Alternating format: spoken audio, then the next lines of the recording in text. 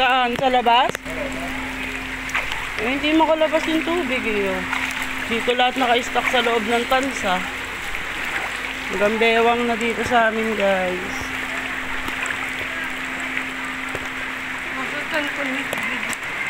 Grabe. Tumuhi ka. Hindi mo na. Dito ko na ako.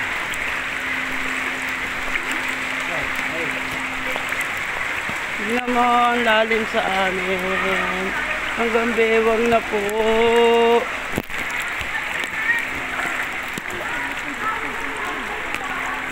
Sarap maligo. Ang sarap maligo sa baha. Dito na tayo, Jake. Ay, inabot na sila, Mia.